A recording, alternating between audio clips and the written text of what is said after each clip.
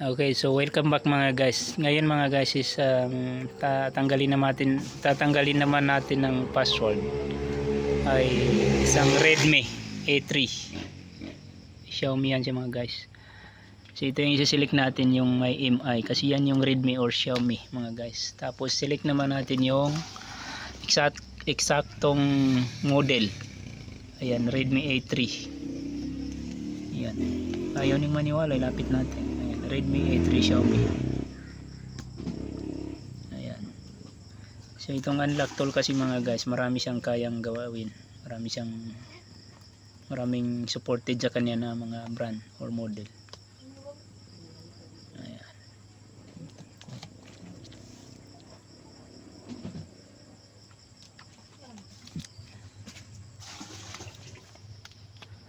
So pasensya na sa video natin mga guys kasi nahihirapan ako mag video kasi ako lang mag-isa. Buti apat yung kamay ko mga guys. Kaya yung ibang kamay ko panghawak ko ng cellphone.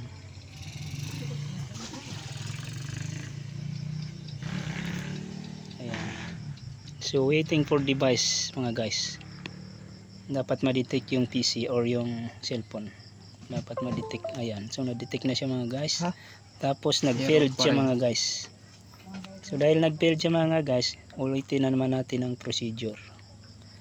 So ganito kahirap at kadali magtanggal ng password.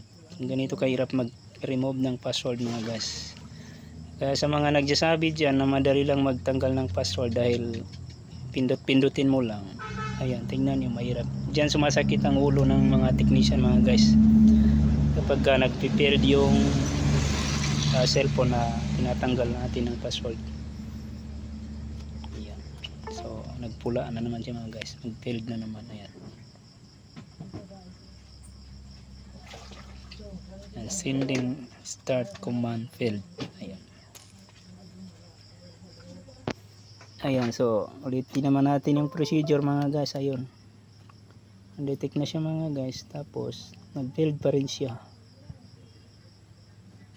So ito yung gagawaan natin ng paraan mga guys para tumuloy siya na matanggal yung kanyang password, hindi siya mag-fail.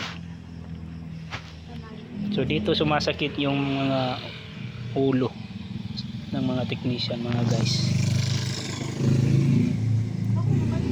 Kasi dito sa ganitong sitwasyon mga guys, dito umaandar ang utak ng mga technician. Ayan, so try naman natin sa ibang method mga guys.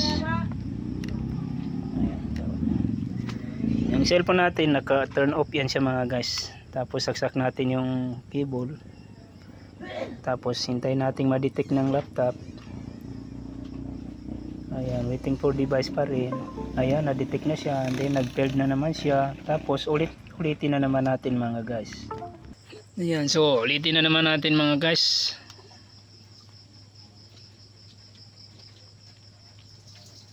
Ayan, waiting for device.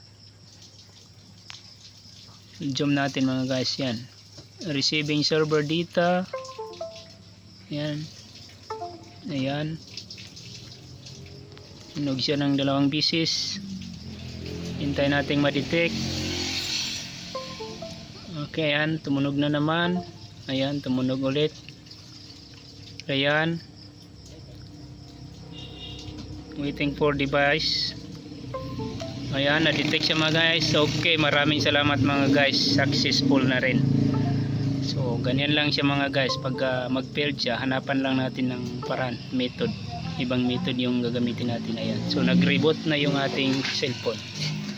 So mamaya mga guys, mawala na yan siyang password, tapos yung cellphone na-reset yan siya, na-restore sa original niyang program. So lahat ng mga picture, sounds, music, video is madi-delete siya. Ayan. So ganyan kaganda itong unlock tool mga guys. Ang daming supported sa kanya na unit. Kung gusto ni mag-avail nito mga guys, mag-PM lang kayo. Mag-PM lang kayo kasi nagbibenta rin kami nito. So thank you for watching mga guys. Hintayin lang namin mag-reboot ito mga guys. Dali lang, ipakita muna natin mga idol. Ayan mga guys, sobra 3 minutes na. Stuck pa rin siya sa logo. So kailangan lang nating maghintay ng matagal. Dahil nag-reset yung cellphone natin, minsan umaabot ito ng 10 minutes bago siya mag-start. So matagal lang siya sa logo. So thank you na lang sa panonood mga guys.